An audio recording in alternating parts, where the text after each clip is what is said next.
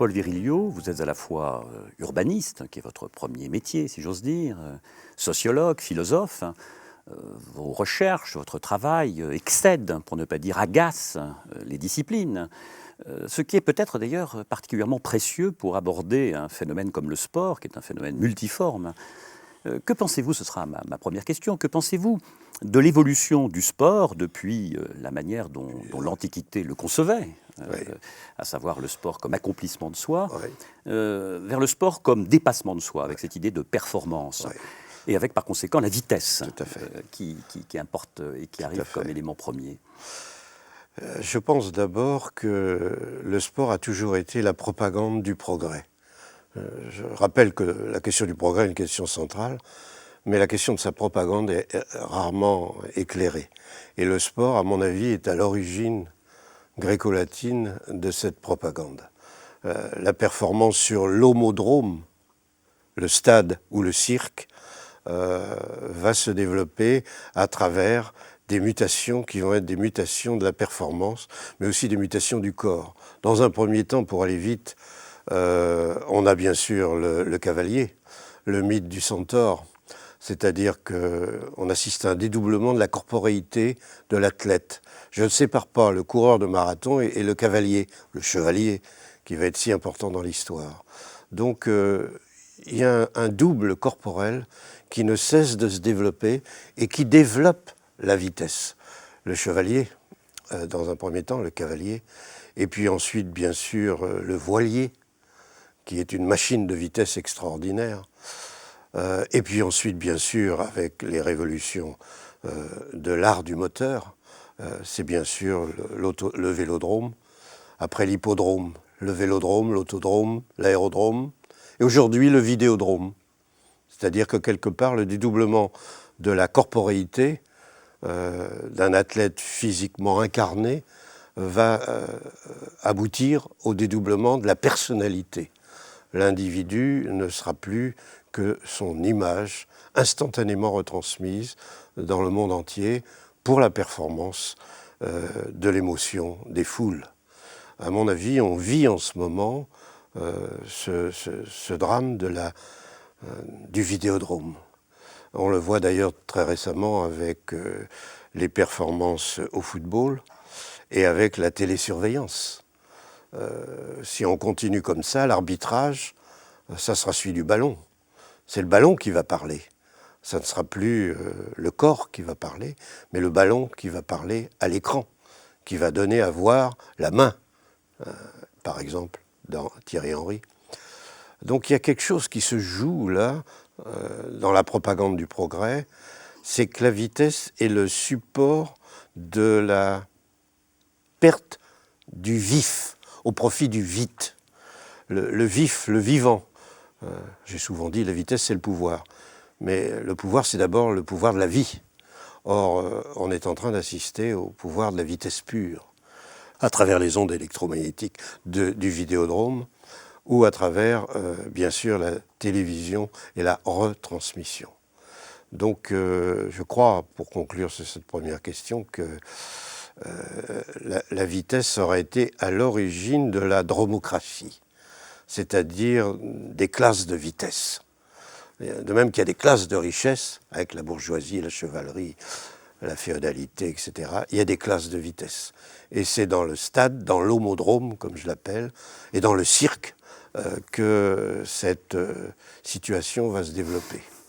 Alors, quand vous parlez du ballon qui pourrait être l'arbitre, ça fait penser à une remarque que vous faites par ailleurs, quand vous avez parlé des drones pendant la première guerre du Golfe. Tout à fait. Ces drones qui ont obtenu la reddition de soldats, des soldats qui se sont rendus à la machine. Tout à fait. D'abord, on voit l'importance de la vidéosurveillance qui devient un être animé. Je rappelle qu'il y a un livre de Junger qui s'appelle « Les abeilles de verre ». Et quelque part, aujourd'hui, le drone est devenu une sorte d'ange électronique. Et c'est vrai que j'avais été frappé pendant cette guerre du Golfe, la première guerre, que des hommes se rendent à une machine qui est rien d'autre qu'une caméra volante et qui ne se rendent plus à un adversaire humain. Il y avait là une sorte de soumission robotique de l'individu que l'on retrouve en ce moment dans l'arbitrage vidéo. l'arbitre est mort. D'une certaine façon, c'est pas Thierry Henry qui est mort, c'est l'arbitrage humain. Et ça remet en cause, bien sûr, le politique. Le politique n'est pas seulement le politique des instruments, mais le politique des hommes et des sentiments. D'autant plus que les drones dont vous parlez, aujourd'hui, ils sont présents dans les stades, comme dans les manifestations. Totalement. Donc il y a une présence totalement vidéocratique. Totalement.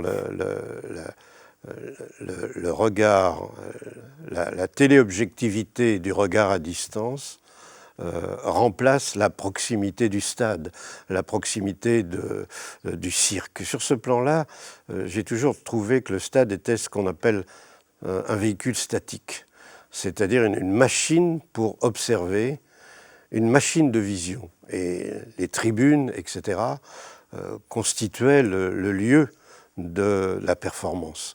Or, aujourd'hui, on se déplace bien sûr de l'inertie du stade et de ses gradins à l'inertie de l'instant réel de la transmission de l'événement sportif. Soit de la main qu'on va donner en replay, soit du but qu'on va redonner pour voir la performance du tir, etc., etc. Il y a quelque chose qui se joue là, à mon avis, qui mène à, d'une certaine façon, demain tous les sports seront des handisports. Et je ne plaisante pas. Déjà, le sport mène au sport de l'extrême. Mais l'extrême, c'est que demain tous les sports seront des handisports. C'est-à-dire que le handicap ne sera plus simplement celui physique d'un individu qui perd ses jambes, comme Oscar Pistorius, mais celui de toute la machinerie autour du vidéodrome, autour de l'écran. L'écran remplace la piste. C'est la piste aux étoiles.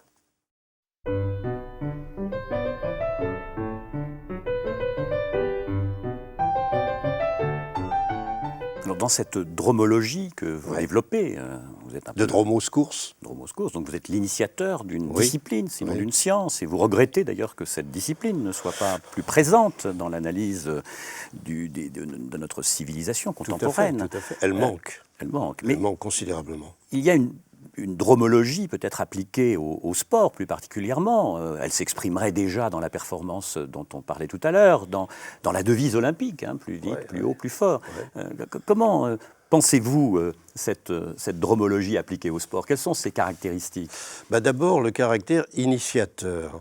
Le sportif est le héros de l'économie politique de la vitesse. Je rappelle 2 économies, pas une. L'accélération mène à l'accumulation, c'est le capitalisme. Donc on a là un personnage, le sportif, qui est un héros de la hiérarchie de vitesse. La vitesse est une hiérarchie, pas simplement au niveau de la performance d'un champion du monde, mais au niveau de la capacité d'acquérir un pouvoir. Le chevalier va dominer sur l'infanterie, il va dominer sur l'homme nu. De même, le hoplite, pour revenir au grec, domine parce qu'il est un lanceur de javelot, parce qu'il est un propulseur au sens strict. Et donc le sportif est l'image idéalisée du dromocrate. Hein. Moi je suis un dromophobe, c'est-à-dire je crois à la rythmologie, je crois à la musicologie, c'est-à-dire au tempo. Or le propre des sports, c'est de pousser à la limite. Jusqu'au crack du handisport dont je parlais tout à l'heure. C'est-à-dire que l'art du moteur va remplacer l'art des corps. Les sports anciens, c'était de la chorégraphie performante, certes, qui donnait lieu à des médailles et à des héroïsations du champion, mais c'était l'art des corps, c'était de la chorégraphie. Et le stade était un lieu de la chorégraphie. Or, là, aujourd'hui, la performance est machinique, la performance est économique à travers le tarif des retransmissions.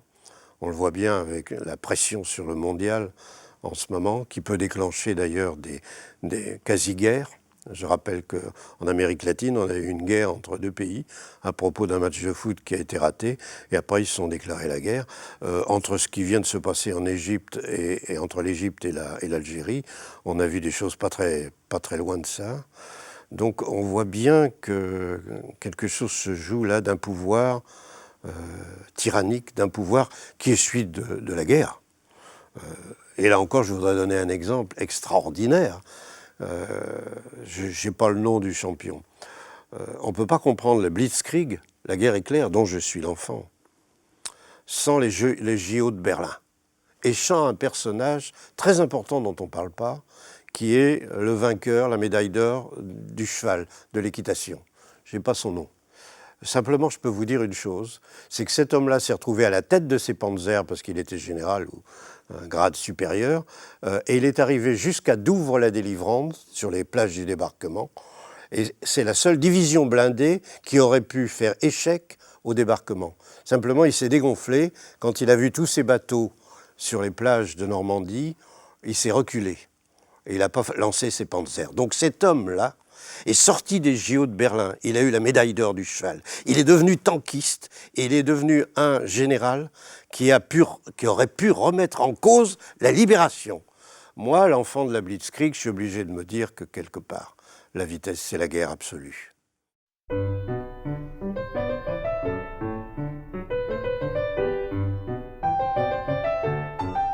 Et cette dromologie, donc attentive, en particulier peut-être aux rythmes qui sont induits par la vitesse, et je pense à la distinction que fait par exemple Simone Veil, la femme philosophe, entre les rythmes et la cadence. La cadence, elle est peut-être mécanisée, liberticide, il faudrait peut-être libérer le rythme de la cadence, le rythme comme étant créateur. Effectivement, c'est Henri Lefebvre d'ailleurs qui a fait un livre dont il m'avait parlé avant de le faire, qui s'appelle « Essai de rythmologie ». Et effectivement, aujourd'hui, la question, c'est que nos sociétés sont devenues arythmiques. Les sociétés anciennes, les sociétés de l'animal et de l'anima, de l'homme et du corps animé, c'était des sociétés liturgiques parce que saisonnières, parce que liturgiques au sens des fêtes religieuses ou politiques. Et quelque part, le jour et la nuit, le dimanche, ont organisé l'histoire.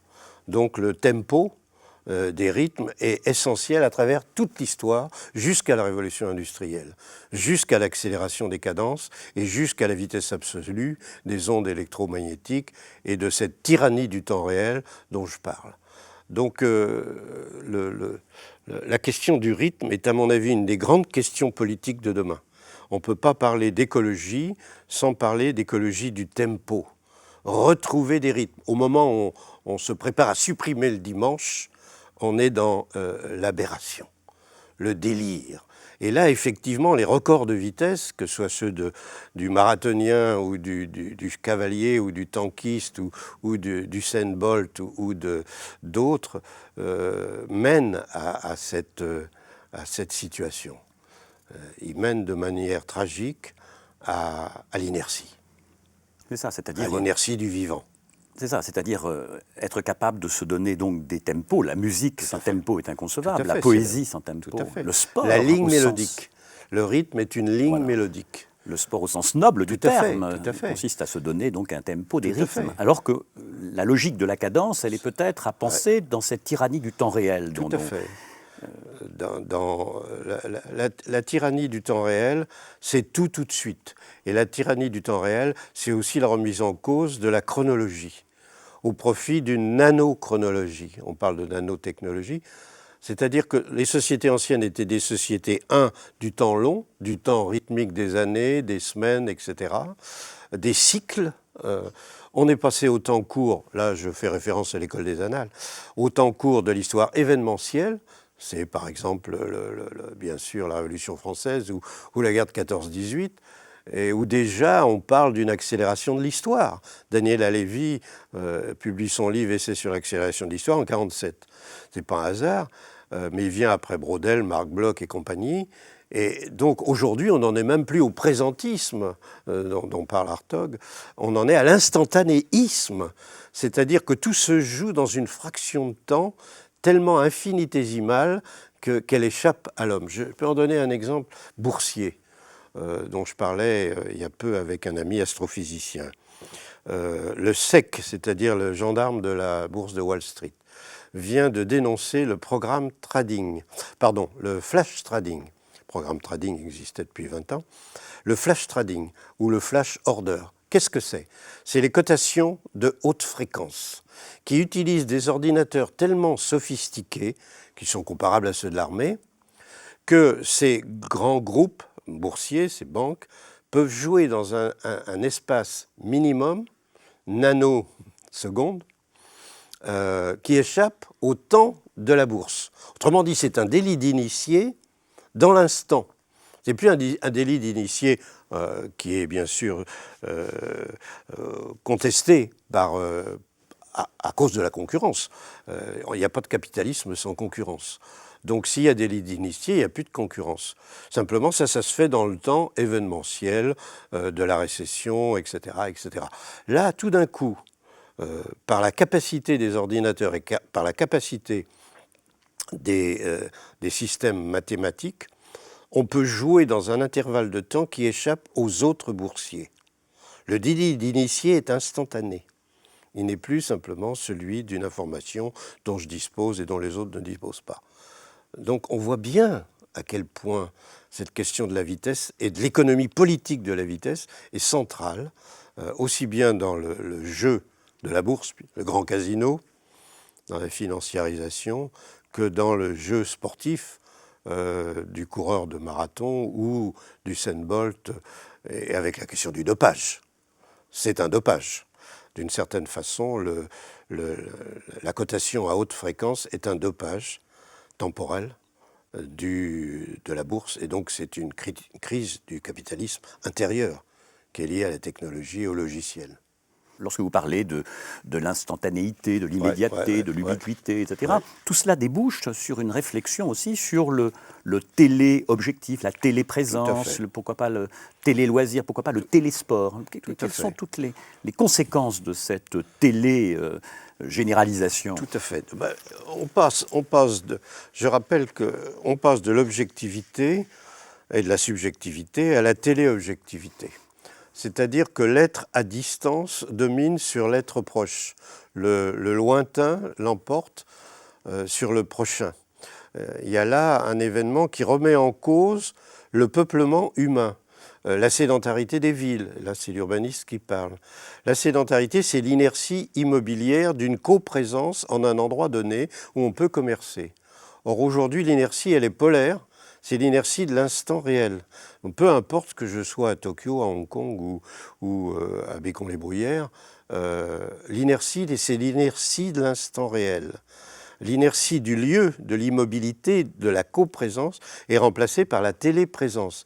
Quand j'ai fait mes années de cours au Collège international de philosophie, mon thème, c'était la téléprésence. Et j'en avais parlé à Derrida en disant « C'est étonnant que les philosophes ne s'intéressent pas à la téléprésence. » Religieusement, il y a la bilocation. C'est-à-dire que certains saints sont censés être apparus à plusieurs endroits à la fois en même temps. Donc c'est un thème, la bilocation, on appelle ça comme ça, c'est d'ailleurs un mot un peu bizarre. Aujourd'hui, c'est la tricadri-location, c'est-à-dire l'omni, exactement. L'omni-location. Et donc, c'est une des grandes questions du devenir ensemble. Comment devenir ensemble si on n'a pas besoin d'être proche? Comment se peupler en un lieu donné en étant partout à la fois? Là encore, la puissance de la vitesse de la lumière domine, et je terminerai là-dessus, domine la lumière du soleil. Notre société, y compris sportive, est dominée par la vitesse de la lumière et non pas par la lumière. Le stade antique était éclairé par les rayons du soleil, l'écran est éclairé par le rayonnement des ondes électromagnétiques. C'est un événement considérable qui concerne non seulement le sportif, mais le citoyen lambda, avec un risque de tyrannie sans pareil, puisque l'ubiquité, l'immédiateté et l'instantanéité sont l'attribut du divin. Donc on sait ce que ça veut dire, un pouvoir divin.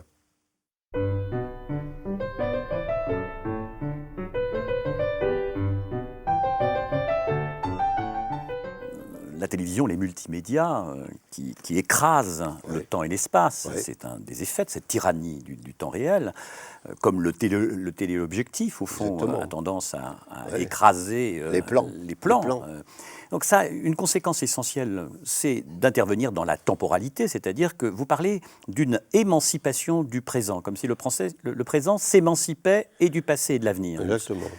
Essayons de penser cette présentification, en particulier rapportée par exemple au sport. Oui. Mais là, on se retrouve devant le spectacle sportif. C'est-à-dire que le jeu n'est plus simplement un jeu entre partenaires, mais il est un jeu en scène. Et donc, quelque part, il crée une communauté nouvelle, qui n'a peut-être pas été repérée à son échelle, la communauté d'émotions. Je rappelle que les communautés sont des communautés d'intérêt à travers l'histoire, à travers les fratries, à travers les féodalités et à travers les classes sociales. Et on a une politique de la communauté d'intérêt qui a donné naissance à l'histoire politique jusqu'à la révolution russe et au communisme. Or, est en émergence une communauté d'émotions instantanées, ce que j'appelle la mondialisation des affects en temps réel. C'est une forme de communisme. C'est le communisme des affects. Au même instant, assister à l'effondrement du World Trade Center ou au tsunami, s'est déclenché un phénomène sans référence.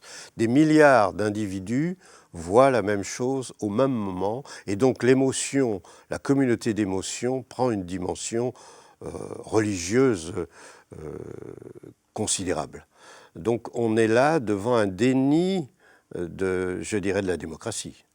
La puissance de conditionnement de l'émotion est un élément qui va bouleverser la classe politique. Les classes de vitesse vont l'emporter sur les classes de richesse de la bourgeoisie ou du prolétariat. Donc tout ce que Marx analyse est pris de vitesse, n'est pas nié, mais est pris de vitesse par ce passage des classes de vitesse, la communauté d'émotions instantanées, au détriment des classes d'intérêt, les riches, les pauvres, etc. Je crois que cette idée d'une mondialisation des affects instantanée est une figure sans aucune référence en dehors de la religion. Et une religion sans Dieu, une religion qui débouche sur l'inconnu.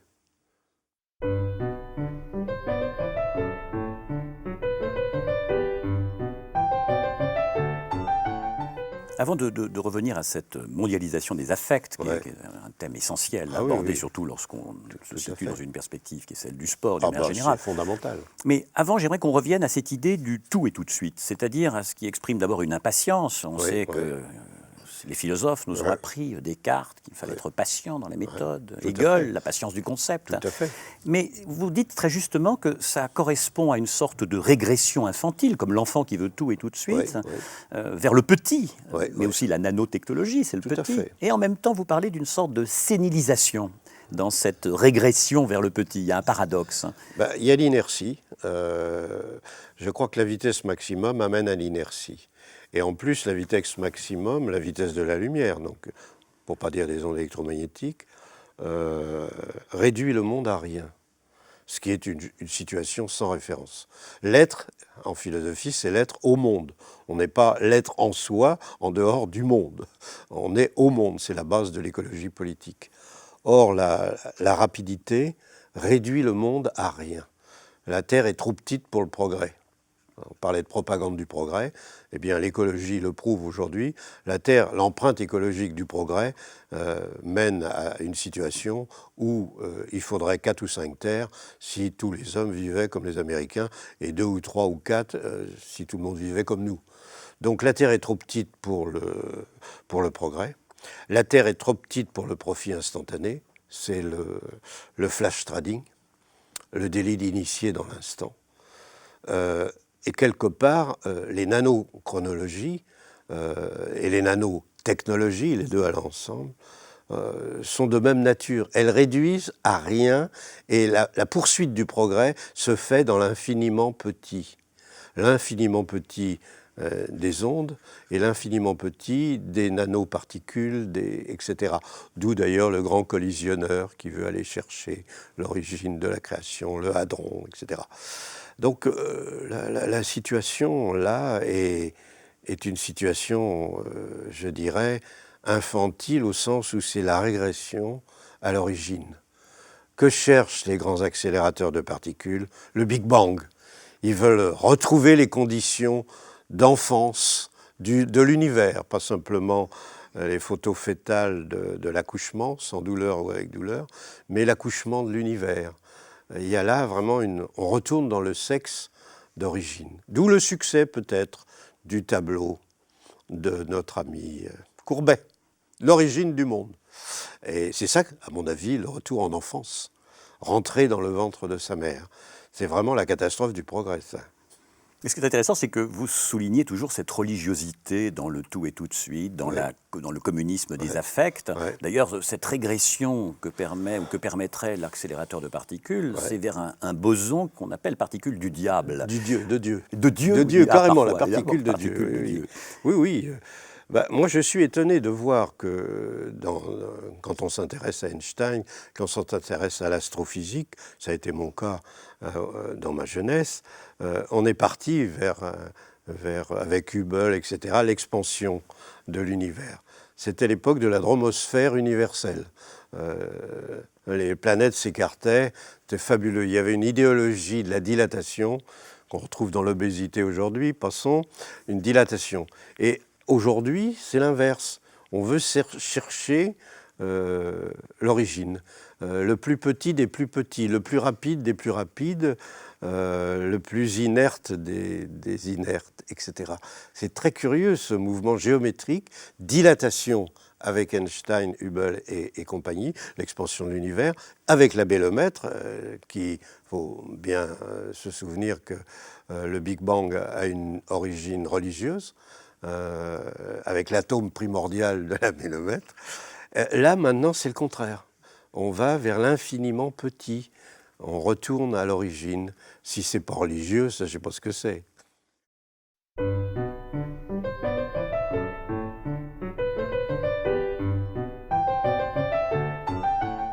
Dans tout ce qui vient d'être dit, c'est que le passage, par exemple, du Golgotha, au pied du Golgotha, il y avait une poignée de témoins de la crucifixion du Christ.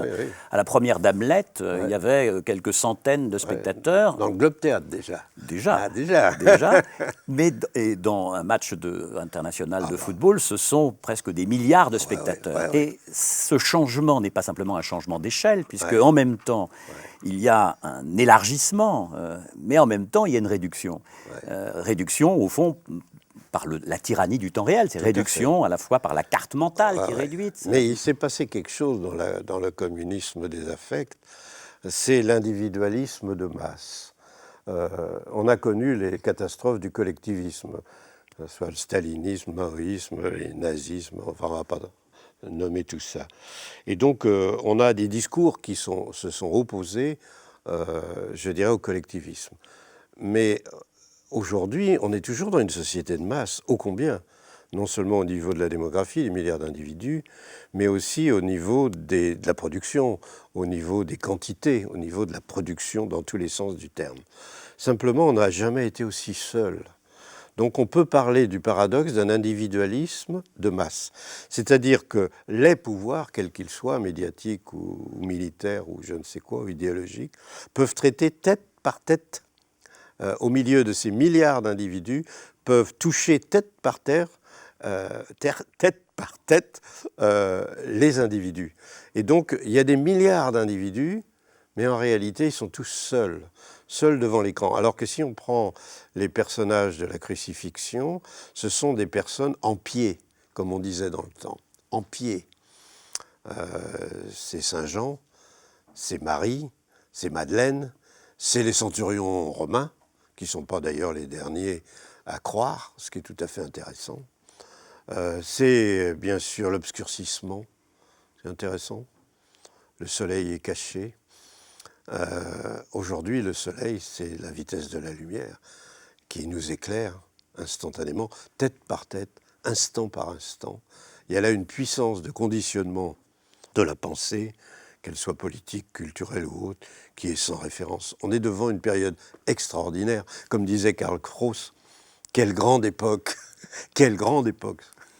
Parce que cette mondialisation des affects, cette mondialisation des émotions, parfois, elle peut être ressentie comme étant quelque chose de positif. Tout à fait. Une sorte Je donne de un exemple. fraternité universelle. Je donne je donne un exemple extraordinaire qu'on n'a pas assez relevé, le tsunami. Quand le tsunami a lieu, ça vient pas longtemps après, finalement, le World Trade Center. Il y a des milliards d'individus qui regardent ça. Et on a des associations caritatives qui écrivent, comme Médecins sans frontières ou je ne sais qui, j'ai oublié, en disant « Arrêtez de nous envoyer de l'argent, c'est trop ». Ça, c'est nouveau. Et donc, lorsque vous parlez de la mondialisation des affects, lorsque vous insistez sur cette dimension et son caractère réversible aussi, vous parlez des dangers, d'abord de risque d'un nouveau fascisme, d'un fascisme plus intégral encore, qui serait lié à cela, de la même manière que le fascisme qu'on a connu au début du siècle était lié peut-être à une sorte de communautarisation des peurs. Absolument. Il y a aujourd'hui une autre échelle encore et qui introduit peut-être des ruptures qualitatives. Tout à fait. Le ministère de la peur, le grand roman de Graham Greene, a repris du service. On administre la peur d'une autre manière. Je voudrais revenir sur la notion de communisme des affects. Le mot communisme des affects fait référence à la communauté d'émotions. On pourrait aussi faire référence à la communion, d'où la dimension religieuse et pas simplement politique. Dimension religieuse qui est aussi liée au fascisme. Nuremberg. On ne peut pas oublier que nous avons le stade de Nuremberg et nous avons le fascisme. Non, ce que je voulais dire, c'est que nous avions une forme de l'homodrome, comme je le répète, qui était architectonique. C'était le théâtre d'Épidore, où c'était les grands stades qui vont donner lieu aux Jeux Olympiques, avec ses gradins, etc. Nous sommes devant une machine de vision extraordinaire qui est une forme de cité de la vitesse. De la vitesse de l'élocution du philosophe ou de l'acteur, Antigone, Oedipus Rex, ou du sportif. Donc on a là une sorte de maquette dans le stade antique, le cirque, une maquette de la ville à venir, de la ville qui va prendre sa place autour du parvis de la cathédrale, autour de la place d'Armes, à côté des Invalides, etc. Nous avons une scène et nous avons un théâtre avec une coprésence des athlètes et des pratiquants de ce sport, pratiquants ou spectateurs. Mais il y a une communion de la coprésence qui est comparable à la coprésence dans la cité des citoyens. Alors que dans le vidéodrome dont on a parlé tout à l'heure, instantané, la coprésence a disparu. Il n'y a plus que l'éblouissement de la performance. Et donc, la communauté d'émotions débouche sur la solitude aussi de l'individu privé de ses supporters personnels. Non pas les supporters de l'équipe, mais les supporters du moi qui est assis sur les gradins devant la performance. Je crois qu'il y a quelque chose qui se joue entre l'homodrome et le vidéodrome, qui a été précédé par l'hippodrome, le vélodrome, l'autodrome, l'aérodrome, on peut mettre tous les dromes qu'on veut, qui aboutit à la solitude et donc à l'inertie. Ce qui se joue là n'est pas un problème politique au sens traditionnel du terme, mais au sens transpolitique de l'instantanéité, de l'immédiateté, de l'ubiquité. Le sport est le vecteur de cette tyrannie, mais il y en a d'autres. On pourra en donner des exemples nombreux à travers le populisme et à travers la prise de pouvoir par les médias. Je ne citerai pas l'Italie de Berlusconi.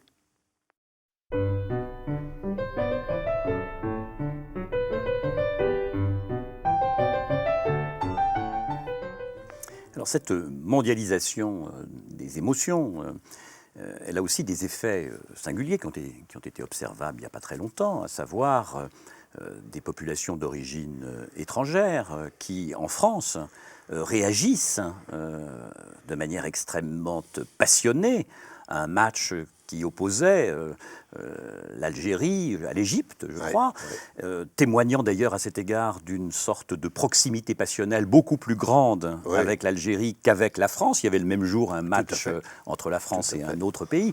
Cela pose un problème qui rejoint la réflexion que vous avez faite tout à l'heure, à savoir le problème du lointain et du prochain.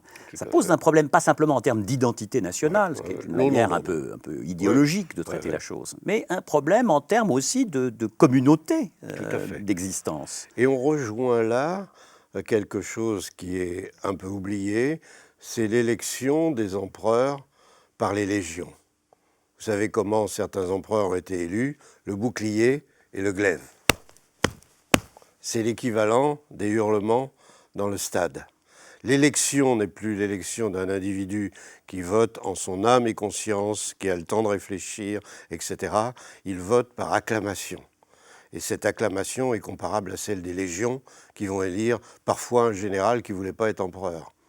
Il y a quelque chose qui se joue dans la puissance de communion à un événement, qu'il soit politique, militaire ou sportif, qui est transposé dans l'individualisme de masse, avec des risques considérables parce que justement l'individu est seul et il n'a pas de supporters en dehors de sa femme ou de ses amis qui sont là, et néanmoins il participe d'une grande communauté. Je crois que la politique n'est pas prête à verser, la politique démocratique, celle des droits de l'homme, n'est pas prête à verser dans cet unanimisme transpolitique. Je rappelle qu'on n'est plus dans le politique, mais dans le transpolitique, qui mène directement à l'idéalité et à la divinité. Surtout que ces émotions sont des émotions extrêmement ambivalentes et réversibles. Tout à fait. Elles sont d'explosions de joie, elles peuvent être aussi des signes de terreur. Immédiatement. Mais le propre de la communauté d'émotions, c'est qu'elle joue sur la peur, sur la terreur et au contraire sur l'adoration. Il y a deux extrémités qui se touchent, qu'à de le dire, l'adoration ou l'horreur, l'amour ou la haine. Je dirais que le théâtre antique, Antigone, la tragédie, avait déjà introduit cette question des extrêmes. Antigone, Oedipus. Si on prend le théâtre contemporain ou Molière, c'est devenu un peu plus, ou les marivaudages, c'est un peu plus sophistiqué. Mais ce qui est grave dans le communisme des affects dont je viens de parler, c'est que c'est le retour du tragique. Les deux extrêmes. La haine absolue qui peut déclencher des phénomènes catastrophiques, de xénophobie ou de massacre. Et puis de l'autre côté, l'amour absolu qui mène cette ONG à dire « ne jetez plus d'argent, il y en a trop ». Ce qui est quand même assez extraordinaire et un peu pauvre. D'un côté, la grande richesse, de l'autre côté, la grande pauvreté, la terreur ou l'amour. C'est pas mon genre. Et vous parlez donc d'une dimension tragique, retenant le tragique au sens fort du terme, c'est-à-dire l'absence de conciliation des contraires. Absolument, et je rappelle que la tragédie à l'origine était jouée une fois, exactement comme les matchs, y compris le match litigieux qui vient de qualifier l'équipe de France. Les tragédies à l'origine sont jouées une fois, et puis ensuite on va les jouer plusieurs fois. Il y a quelque chose là qui... Avec une origine sacrificielle en plus. Le sacrifice du bouc. Absolument. Absolument. Mais en plus, on pourrait, si on file comme ça la métaphore, il y a quand même une limite, c'est que dans la tragédie, c'est en tout cas ce que nous dit Aristote, il y a un effet cathartique. Tout à fait. L'effet cathartique, aujourd'hui, on peut s'interroger. Ah oui, tout à fait. Tout à fait, c'est pour ça que le ministère de la peur n'est pas le ministère du tragique. Le ministère de la peur a quelque chose de policier, de tyrannique au sens le plus barbare. Je rappelle que notre siècle, enfin le mien, c'était Auschwitz et Hiroshima. C'est les deux extrêmes, même si c'est très différent. Ça n'a rien à voir. Mais par contre, ce sont deux tragédies absolues. Or, là, la pauvreté de cette émotion, c'est une énorme question. Je n'ai pas de réponse là. Je suis dépassé. Je rappelle que les phénomènes qu'on traite en ce moment nous dépassent. Je ne suis pas le philosophe du transpolitique. Je suis dromologue, j'essaye de comprendre les rythmes et les accélérations. Dans le sport, dans la vie, dans les mœurs, dans la ville. Mais là, on touche à quelque chose de sacré qui me dépasse. Je rappelle que je suis chrétien, mais là, je suis dépassé. Ce sacré-là n'est pas le mien.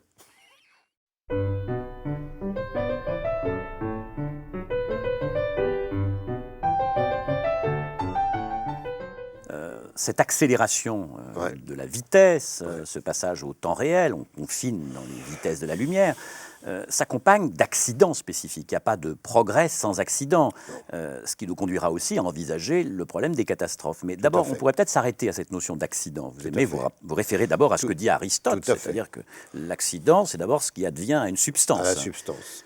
Or, la question aujourd'hui, c'est que la performance des substances est telle, des substances innovées, dans l'ordre énergétique, par exemple, est telle que la catastrophe est absolue. C'est Trinity Site, c'est la première explosion nucléaire à Trinity Site qui va précéder de quelques semaines le bombardement d'Hiroshima et de Nagasaki. Là, on a touché à une limite qui, quelque part, remet en cause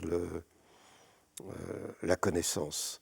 Donc l'accident n'est plus seulement l'accident des substances, l'explosion, la déflagration de l'éclair nucléaire, c'est plus seulement l'accident des distances, c'est-à-dire la rapidité d'un événement et d'un délai, la rapidité d'un délai, on en a parlé dans l'instantanéité, c'est l'accident des connaissances.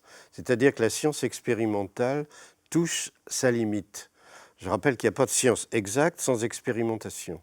Or, nous touchons avec la bombe atomique, mais avec d'autres recherches, comme celle du grand collisionneur, la possibilité de la fin de l'expérimentation. On ne peut pas expérimenter parce qu'on risque la fin du monde. On touche là à quelque chose qui est un accident sublime. La science, la connaissance, le savoir est obligé d'interdire l'expérience. Ce qui fonde les sciences par rapport à la magie, par rapport à l'irrationalité, tout d'un coup devient impossible. On ne peut plus expérimenter. On a dépassé les limites. Je crois que là, des choses se jouent, qui se jouent en ce moment d'ailleurs dans la science. Un ami me le disait récemment, je crois comme toi qu'on va vers un accident des connaissances. C'est-à-dire une rupture dans le savoir. Parce qu'on ne peut plus expérimenter à l'échelle de notre savoir. Et donc nous allons retomber dans la pensée magique. C'est d'ailleurs le cas dans beaucoup d'astrophysiciens qui sont devenus des astrologues. Ils sont redevenus des astrologues. Ça, à mon avis, c'est... L'accident est un événement hors norme. Il est présent dans notre vie depuis le XXe siècle à une échelle sans pareille. Le dommage de l'essai n'est plus supportable. Le monde est trop petit pour l'expérience. D'où la critique qu'on pouvait faire et qui a été faite pour le grand collisionneur de Genève. L'un par Otto Rosler, théoricien du chaos, et l'autre par deux physiciens américains qui ont posé la question du risque du collisionneur, du risque de micro-trous noirs, ce qui a d'ailleurs été confirmé par Étienne Klein et d'autres. Il y a un risque de micro-trous noirs, mais ils vont s'évaporer. Et la question des physiciens américains, c'est de dire, vous voulez rire ? Bien sûr qu'ils vont sans doute s'évaporer. Mais s'ils ne s'évaporent pas, qui vous aura autorisé à prendre un risque pareil ? Donc on touche du doigt l'accident des connaissances. Alors on a beaucoup parlé de l'accident des substances, la pollution de l'air, la faune, la flore, etc. etc. Mais l'accident des distances, déjà on en a moins parlé, on considère que c'est un progrès d'aller d'un bout à l'autre du monde à vitesse hypersonique ou d'avoir une image mégaloscopique instantanée grâce à des satellites de ce qui se passe aux antipodes.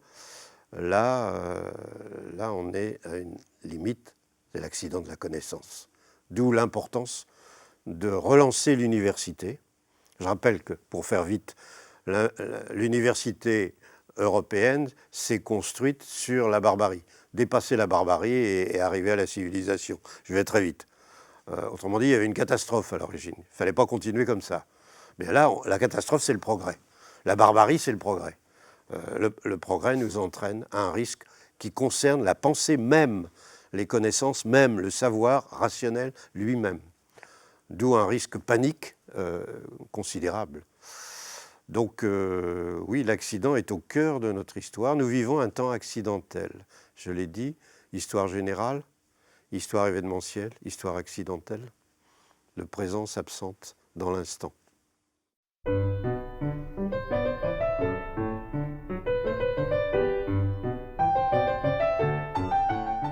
Donc il y a dans cet horizon, lorsque vous vous référez à Auschwitz et à Hiroshima, Ouais. c'est l'horizon de l'humanicide. Tout à fait. Figure de l'humanicide, Tout à c'est fait. aussi d'une certaine manière la raison, les promesses de la raison qui sont Oui. aussi remises en Tout à cause, fait, donc tout le à progrès fait. des connaissances. Et au plan sportif, on peut avoir La une prothèse. réflexion. La prothèse et le dopage. On peut dire qu'il y a trois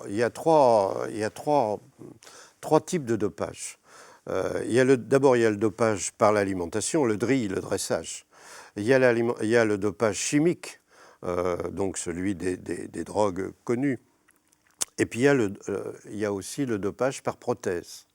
Et là, le personnage d'Oscar Pistorius est capital. C'est pas capital dans le handisport. Au contraire, c'est merveilleux. Moi, j'admire beaucoup le handisport. C'est que cet homme qui a des pieds, pour faire court, en acier carbone, veut se mesurer aux hommes qui n'ont pas d'acier carbone, qui ont des pieds comme tout le monde. On voit bien ce qui se joue là de la prothèse. Bien sûr, Pistorius veut se mesurer au plus grand, au vrai champion olympique, mais en même temps, il est l'agent de la prothèse. Derrière lui, on n'aura pas besoin d'avoir les jambes coupées pour faire des records de vitesse. Il y aura des prothèses pour ça. Et donc, on retrouve l'art du moteur, l'art de l'instrument, l'art de la prothèse. Donc, quelque part, le dopage peut être aussi à ce niveau-là, au niveau d'un handisport prothétique.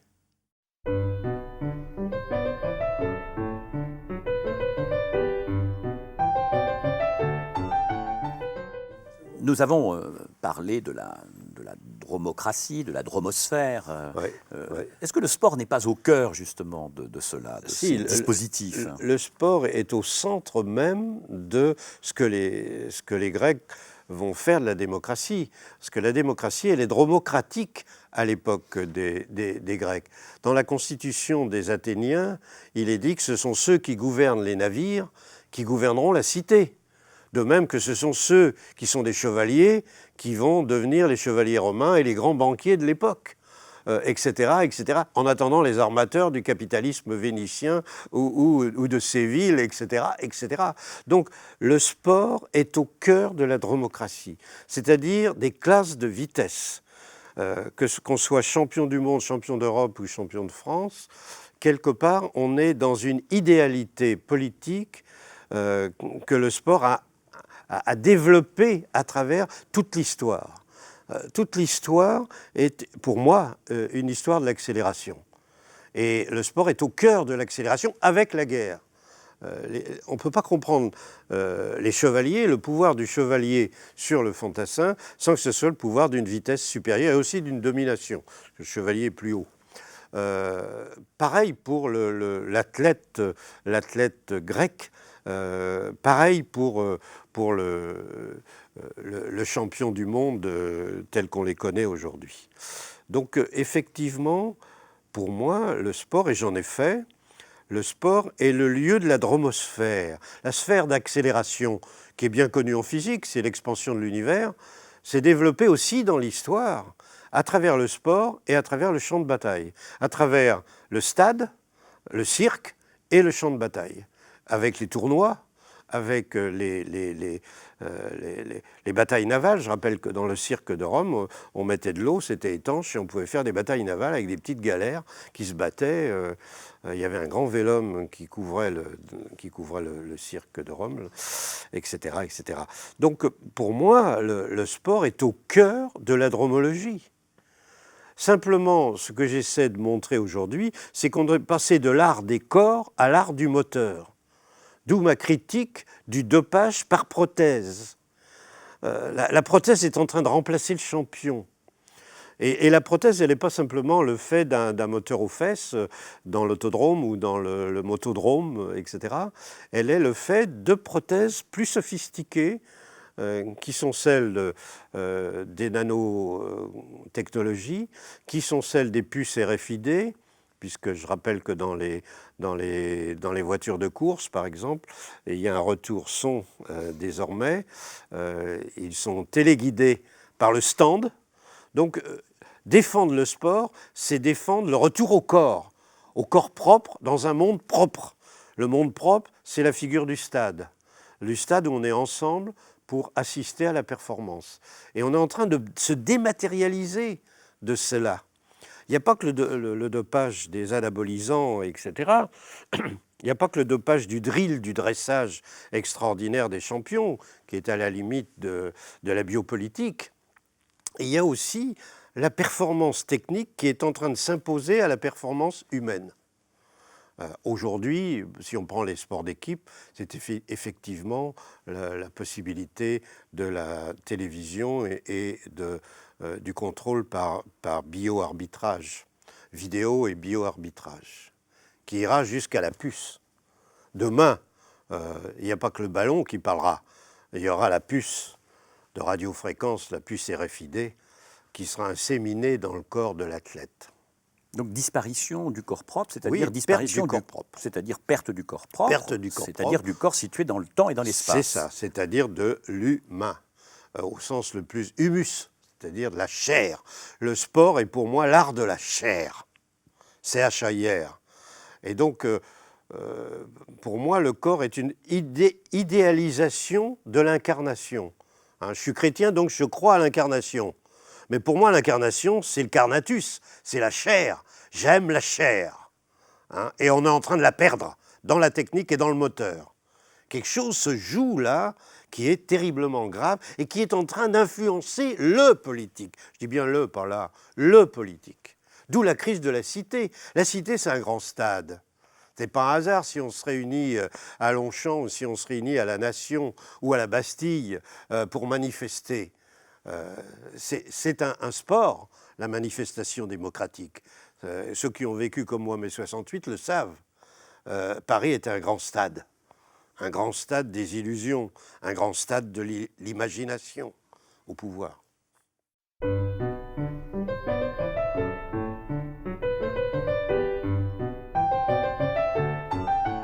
Pour reprendre ce que vous disiez tout à l'heure, non seulement disparition de certains enjeux des connaissances et du savoir qui nous portent depuis les Grecs peut-être, mais en même temps disparition de la chair. Alors tout ça, quel horizon y a-t-il? Quel horizon à cette disparition de la chair? D'abord, l'horizon n'est pas négatif. Je rappelle que j'ai publié un livre qui s'appelait L'horizon négatif. L'horizon n'est pas négatif, simplement nous sommes en train de passer, je crois, de l'ère des révolutions qui a commencé avec Copernic et qui s'est terminée avec la révolution russe, on peut le dire en gros, pour réentrer dans l'ère des révélations. Hein. Donc, j'invente le néologisme, nous sommes en train de devenir des révélationnaires. Se révèle à nous que le monde est trop petit pour nous. Se révèle à nous que nos connaissances risquent de nous manquer par leur performance, et pas seulement par notre handicap, par leur performance et par les instruments de ces performances, les ordinateurs ou les machines ou les moteurs. Je crois que c'est le début d'une histoire sans pareil. C'est le début d'un dépassement de l'idée révolutionnaire. Le révéler, je préfère le révéler au révolu.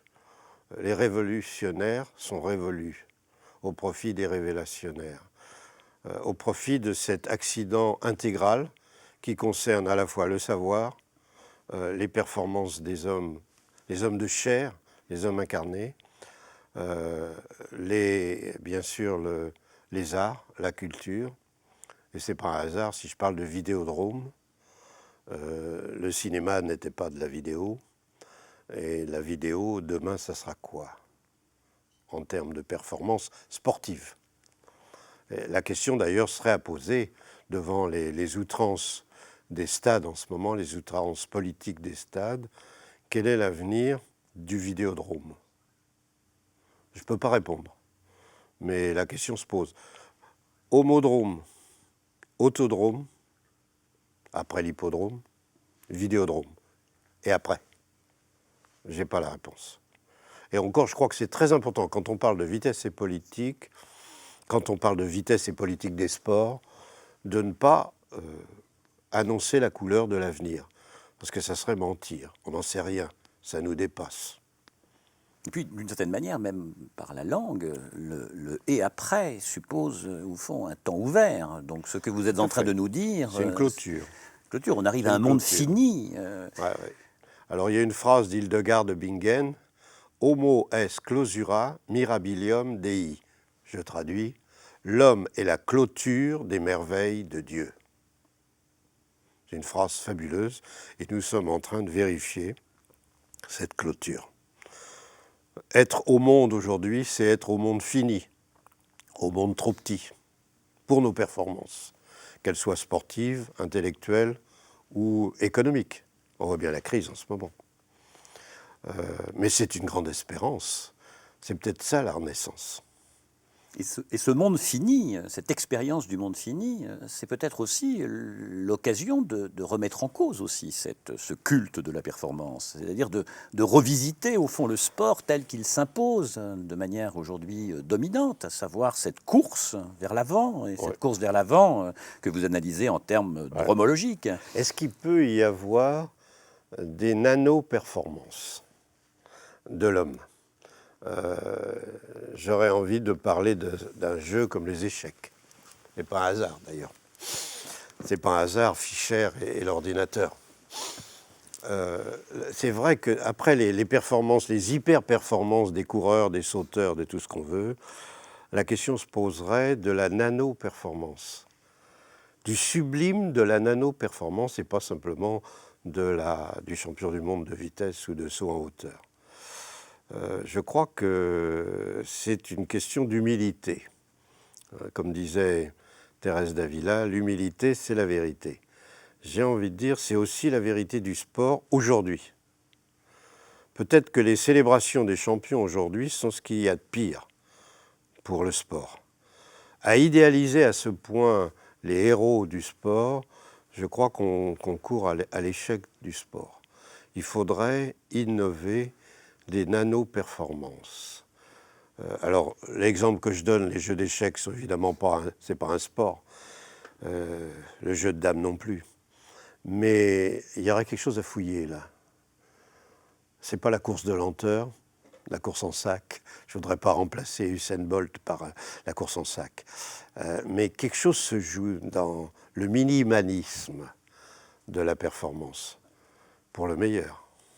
Oui, puis vous n'êtes pas en train de vaticiner, annonçant la fin des temps. Vous n'êtes pas un nouveau prophète. Je suis très excité, moi. Je suis persuadé que le meilleur est devant nous, à condition d'y réfléchir. Voilà. Non, mais ce qui est important, c'est l'idée qu'une conscience du désastre, une conscience de la catastrophe, qui transforme la catastrophe en l'éclairant, est la condition, au fond, d'un changement, d'une transformation, d'une ouverture. D'une mutation. D'une mutation. Alors, comment concevoir au lieu que la mutation soit prothétique, c'est-à-dire liée à un adjuvant quelconque, soit un dopage, soit un truc de clonage, soit etc., il serait celui de la pensée. Il serait celui de l'université.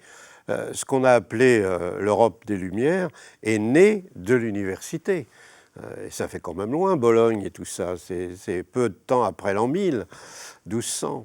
Or aujourd'hui, il faut recréer un stade pour interroger aussi bien les performances sportives que les performances scientifiques. Si on arrive à l'impossibilité d'expérimenter un savoir, on a atteint une limite. Bon, et pareil dans le sport, quand on voit Usain Bolt d'un côté dont on n'est absolument pas sûr qu'il n'a pas été dopé, et de l'autre côté Pistorius avec ses jambes en acier carbone, la question se pose d'une limite. D'un côté à un hyper-performant jusqu'où, et de l'autre côté à l'art des prothèses. Donc le sport olympique comme les autres sports, parce que je considère que la philosophie ou la science est un sport de la pensée, a atteint une limite. Et cette limite est passionnante à dépasser. Mais comment, c'est pas moi qui vous le dirai.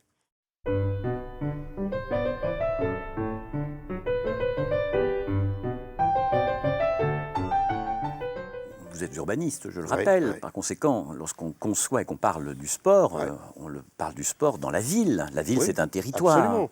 Comment C'est un réfléchissez-vous? stade, c'est un stade. Voilà, la ville est un stade. La cité est d'abord le lieu du mouvement. Quand on construit une ville, Decumanus et Cardo, l'axe nord, sud, est, ouest, tracer, lotir, bâtir. C'est les trois termes des Romains, des urbanistes romains. On commence par tracer, Decumanus, Cardo, c'est-à-dire les grands axes.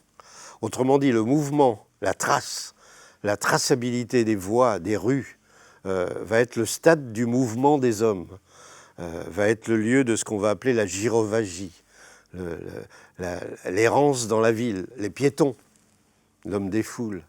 Après, tracer, le tir, autrement dit entouré, avec des remparts, avec une limite, pour qu'il y ait un lieu bien attribué et pas simplement une zone, comme on dit aujourd'hui. Et puis ensuite, bâtir des tours, bâtir des immeubles, bâtir des choses comme ça. Mais à la base de la cité, c'est le piéton. À la base de la cité, c'est l'homme qui se déplace. Et en même temps, c'est la possibilité des individus de se rassembler au centre, sur la place d'Armes, ou sur l'Agora, ou sur le Forum.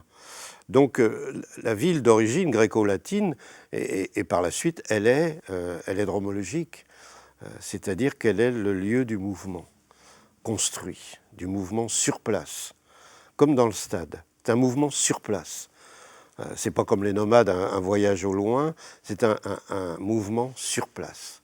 L'inertie immobilière, elle est dans le stade comme elle est dans la place d'Armes ou dans le parvis de la cathédrale ou dans le forum, etc. Quelque chose, là, a été remplacé par l'écran. L'écran est devenu la place d'Armes, est devenu le parvis, est devenu le... Et donc le corps du sportif, le corps du héros, qu'il soit le coureur de marathon ou Usain Bolt, est transféré à son image. Et donc il y a une mutation considérable. Et de la civilité et de la sportivité.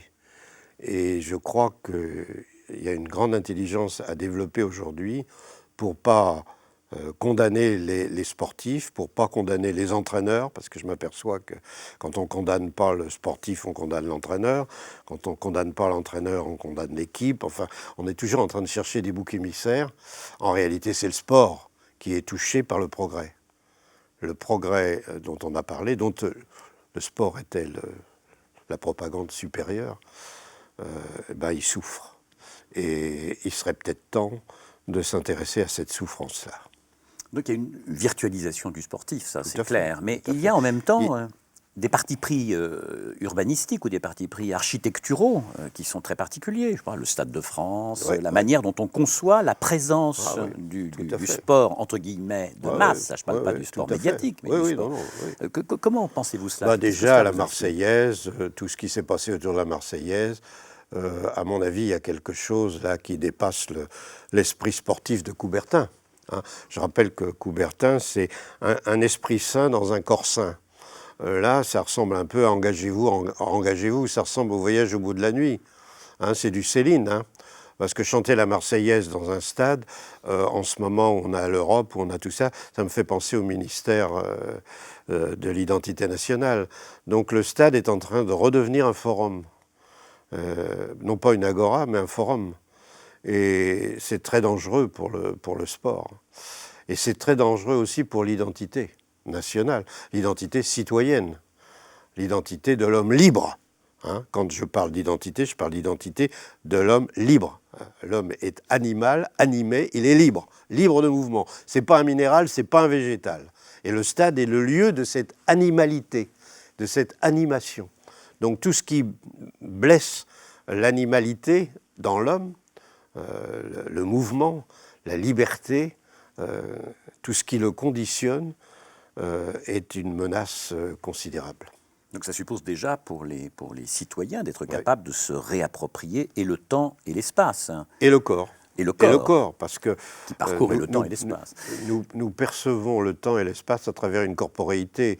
Hein, c'est la phénoménologie, c'est Husserl, c'est Merleau-Ponty. Hein, c'est mes maîtres, hein, parce que je rappelle que la vitesse n'est pas un phénomène, c'est la relation entre les phénomènes. Autrement dit, le dromologue est un phénoménologue. Et aujourd'hui, la crise est considérable dans la mesure où justement les phénomènes ont muté. Les phénomènes de corporéité deviennent des phénomènes d'iconicité, d'où l'iconolatrie et l'idolâtrie. Si on prend le champion grec ou le champion coubertien, il n'est pas une idole et il n'est pas une icône. Il est un champion. Il est un athlète, c'est-à-dire qu'il a du muscle, il a du jarret, il a du nerf, il a de l'endurance, etc. Il a des qualités animales, dans le bon sens du terme. Il n'est pas végétal. En ce moment, il est en train, à mon avis, de redevenir photosensible, comme je l'ai dit. Le dédoublement de la personnalité dans l'image du champion, Zidane ou n'importe qui sur l'écran, c'est qu'il est devenu comme le végétal, photosensible. Il fonctionne en s'orientant à la lumière et à l'écran. Il fonctionne dans son orientation à la diffusion. Il existe dans sa diffusion. Bien sûr qu'il existe sur le stade, mais à la limite, est-ce que demain il existera encore sur le stade? Je ne crois pas. Je crois qu'à travers le clonage, à travers l'engineering génétique, que j'ai appelé la bombe génétique, le champion risque de disparaître dans sa facticité, dans son iconocité. C'est un événement qui remet en cause le fondement du sport. Le sport est d'abord animal, au sens de l'animé, pas au sens bestial. Le végétal, le minéral et l'animal. Nous sommes de l'espèce animale, douée de mouvement, de l'être, et quelque part nous retournons vers l'absence de mouvement, la fixité, photosensible, héliotropique, sauf qu'au lieu de s'orienter au soleil, on s'oriente aux écrans, à la lumière de la vitesse, on s'oriente. On a perdu notre animation. Et un champion comme Pistorius, à mon avis, une sorte de signe de cette puissance.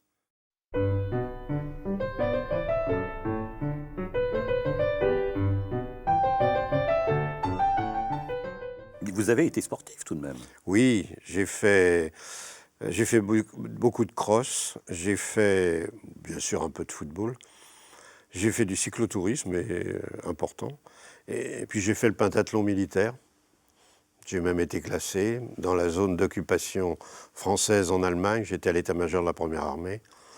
Et donc j'ai pratiqué le sport et j'ai eu une passion pour le sport, mais surtout les sports d'endurance, évidemment. Le cross, le cyclotourisme. Donc lorsque nous avons parlé du sport, nous avons parlé d'une partie du sport, à savoir le sport de compétition. Il y a ce sport entre guillemets, d'entraînement, loisir, qui a toute sa place. Bien sûr. Et dans laquelle on découvre... Oui, mais comme par hasard, ce n'est pas des sports de vitesse.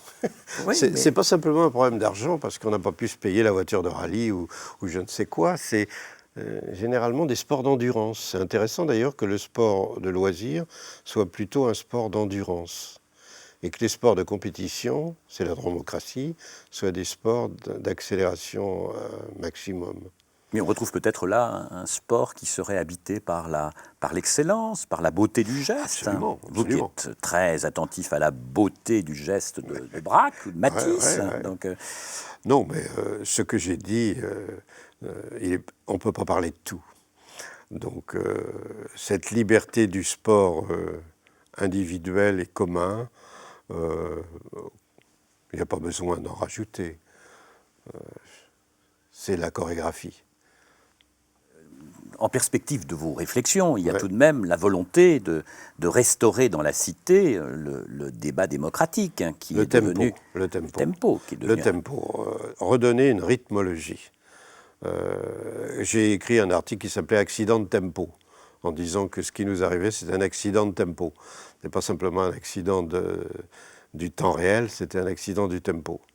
Nos sociétés ont perdu la musicologie, et donc je dirais la richesse des mouvements communs. Le mouvement commun, c'est le contraire du communisme ou du fascisme des affects. C'est l'être ensemble dans la vie. Ça s'appelle aussi solidarité. Quand on voit les phénomènes de migration en ce moment, on voit bien qu'il y a une crise de ce côté-là. On voit bien que les phénomènes migratoires sont une sorte de dromologie du malheur, une chorégraphie des réfugiés, etc., etc. Et je crois que ça aussi, ça intéresse le sport. Quand on voit les performances de ceux qui essaient d'échapper à leur misère en embarquant dans le train d'atterrissage d'un avion, quitte à être écrasé, ou quand une patera traverse à la rame ou avec un moteur qui ne marche pas toujours, il y a aussi des performances qui se jouent là, qui sont des performances de l'homme et de l'animal à résister. On ne peut pas ne pas aborder la question de l'éducation, de l'enseignement, de l'école. Est-ce qu'il n'y aurait pas une place à donner à cet apprentissage du tempo, à cette rythmologie, à cette dromologie? Est-ce qu'il n'y a pas là un grand défaut majeur qui serait très transdisciplinaire d'ailleurs? À mon avis, l'enseignement va de pair avec l'enseignement physique.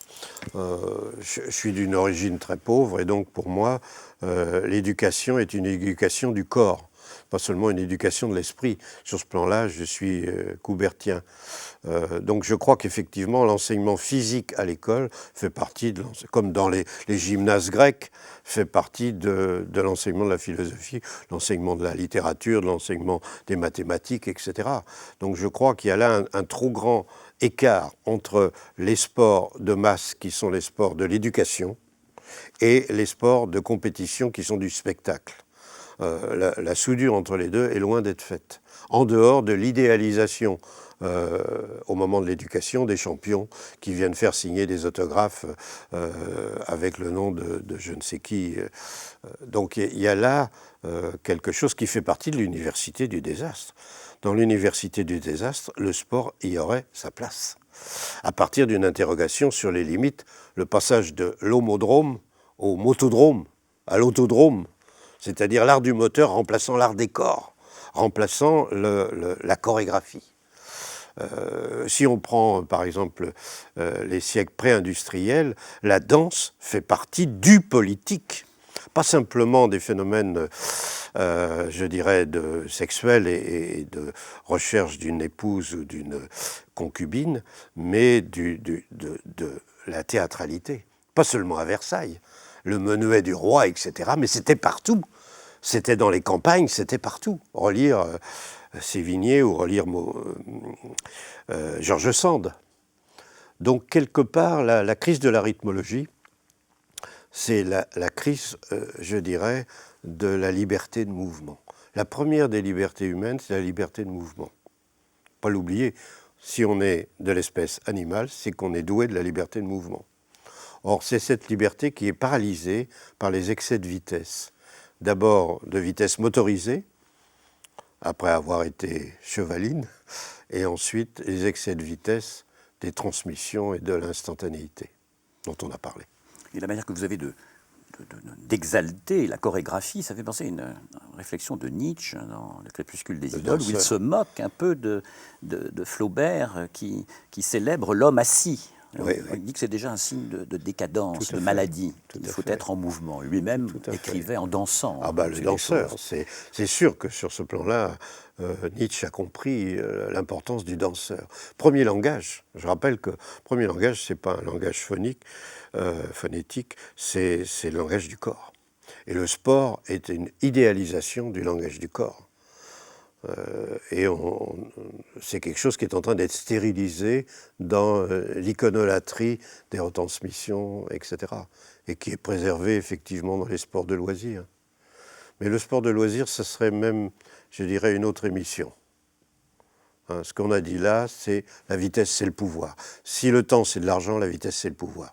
D'ailleurs, regardez la dernière citation d'une compagnie low cost. Si le temps, c'est l'argent, autant gagner les deux. Si le temps, c'est de l'argent, autant gagner les deux. Je trouve que c'est idéal. Alors, on gagne quoi? Des médailles? C'est une grande question.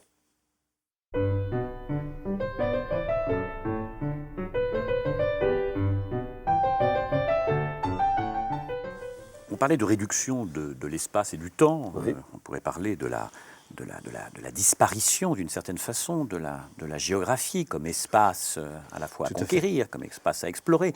Mais cela a des conséquences aussi. C'est que cela rend d'autant plus improbable la possibilité d'avoir des appartenances différentes et par conséquent de provoquer entre ces appartenances des rencontres. Il n'y a pas de sport finalement sans rencontre de différence d'une certaine manière. Alors il est évident que j'ai parlé de cette fin de la géographie en regard de Fukuyama et de la fin de l'histoire. Je l'ai dit, je ne crois pas à la fin de l'histoire, mais je crois à la fin de la géographie. C'est-à-dire que la rétention, la contraction du monde à rien, cette terre trop petite, est une perte considérable, non seulement dans le rapport au monde, mais aussi dans le rapport à l'autre. Le rapport à l'autre, c'était la découverte. J'ai envie de dire que, comme la sexualité, l'étranger est celui qu'on recherche, le complément. De même qu'on recherche la femme ou l'homme, on recherche un complément, c'est-à-dire autre chose. Ce qui va d'ailleurs provoquer la production de l'espèce humaine, dans le cas de l'amour. Mais dans le cas du politique, c'est effectivement de même nature. C'est la compétition, la recherche de l'autre complémentaire, soit dans le duel, soit dans l'embrassade, soit dans la performance commune.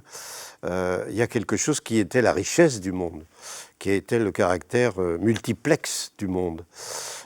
Or, la réduction des distances, la compression temporelle, comme on l'appelle, le temps réel, c'est une compression temporelle. Cette compression temporelle nous fait perdre, je dirais, l'originalité de l'étranger. On a pensé que, à l'origine, l'étranger, c'est l'ennemi. Mais c'est aussi celui qu'on cherche. Tu me cherches. Le terme est clair dans un combat entre deux hommes. Tu me cherches, tu vas me trouver. Mais derrière ce mot, il y a aussi le côté positif. Tu me cherches encore. Autrement dit, tu reviens vers moi. C'est le contraire d'un divorce. Il y a donc une dimension sociale, même si elle se termine par un match de boxe ou par un duel. Or, cette situation est à la base du sport, et en particulier des sports, je dirais, de combat, dans le bon sens du terme, non pas de la guerre, mais des sports de combat, que sont la boxe, la lutte, etc., etc., et le judo. Et donc, cette espèce de recherche du partenaire, qui n'est pas un partenaire sexuel, mais qui est un partenaire, je ne sais pas le mot, comment dire, un partenaire. Il n'y a plus de partenaire, il n'y a plus que des voisins. Il n'y a plus que cette espèce de proximité où celui qui est à côté nous gêne. Je voudrais donner un exemple d'ailleurs extraordinaire. Il y a beaucoup dans la jeune génération d'hommes et de femmes jeunes qui disent « ne me touche pas ». Extraordinaire. La coprésence est perçue comme un viol. Ne me touche pas. Non, et c'est un mot, une phrase qui est dite ou dit à une femme ou un homme qui n'est pas un ennemi. La contamination. Tu es prêt, donc ne me contamine pas. C'est quelque chose qui est radicalement à l'opposé du sport, où on recherche la concurrence, où on recherche l'adversaire qui me permettra d'aller plus loin, de me transcender, etc. Le contact. Le contact. Hein, la fameuse phrase de Bonaparte, à la guerre comme en amour, pour conclure, il faut venir au contact. C'est Napoléon Bonaparte. Donc c'est sûr que la mondialisation du temps réel, la téléprésence, nous fait perdre cette découverte du partenaire. Ne me touche pas. On parle d'ailleurs de nouvelles technologies sans contact, comme si les contaminations de la grippe contaminaient aussi les relations interpersonnelles. C'est effectivement une fin, une pollution de la distance, un déni de l'autre dans sa différence. Nous avons parlé du progrès, et vous associez le progrès au nihilisme. Vous dites que le progrès rend le nihilisme présent. Oui. C'est un terme très fort. Bon, le nihilisme, rappelons, c'est la négation des valeurs. Quel est ce rapport entre le progrès qui, au contraire, se pose comme valeur, en tout cas dans notre culture moderne? C'est la propagande du progrès qui est nihiliste. Ce n'est pas le progrès lui-même. Je rappelle, et je l'ai dit dès le début, qu'on ne peut pas comprendre le progrès sans sa propagande, sa propagation. Et la vitesse est au cœur de ça, comme elle est au cœur du sport et au cœur de la guerre. Le nihilisme, c'est le nihilisme de la propagation. Ce n'est pas le nihilisme du progrès lui-même. Le progrès lui-même est peu de choses par rapport à sa publicité, à sa promotion. J'ai envie de dire, si le progrès est un progrès du mouvement, un progrès de la motion, de la motion, il est aussi le progrès de sa propagande. Et la propagande est terrorisante. Donc effectivement, dans le sport a été le lieu de la propagande de la vitesse physique, des chevaux, des hommes, etc., des réflexes, etc. Mais cette propagande est devenue une propagande iconique, propagande de la représentation, et non plus représentation tellement de la performance que de sa représentation dans un stade et surtout sur des écrans. Donc il y a un nihilisme, oui, mais je n'ai fait que le répéter pendant cet entretien. Il y a un négationnisme de la propagande du progrès. Le progrès s'est mordu la queue. Le progrès et la catastrophe sont l'avers et le revers de la même médaille, disait Hannah Arendt. C'est ça le nihilisme. Mais c'est le nihilisme de la propagande du progrès. Je crois que c'est très important de distinguer les deux. Le progrès lui-même et sa propagation. Et la vitesse est bien sûr au cœur du champion, au cœur du héros, etc. Et c'est lorsque d'ailleurs le présent, d'une certaine façon, s'émancipe et donc disparaît que nous sommes dans la représentation. Et donc peut-être dans le nihilisme de la représentation. Tout à fait. D'où d'ailleurs la possibilité de la disparition de la démocratie représentative au profit de son illusion, la démocratie présentative, instantanée. Or, vous le savez, la confiance ne peut pas être instantanée. Le propre de la confiance, qui fait qu'on est d'un parti ou d'un autre, d'une équipe ou d'une autre, ne peut pas être instantané. Il faut prendre son temps.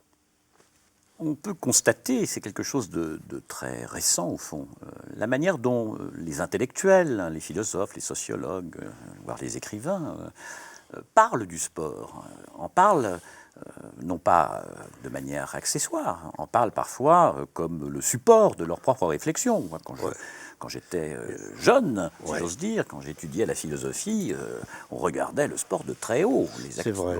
Donc, comment comprenez-vous ça ? Il y avait des différences, parce que si on prend Monterland, c'est un homme passionné du sport, et du sport physique.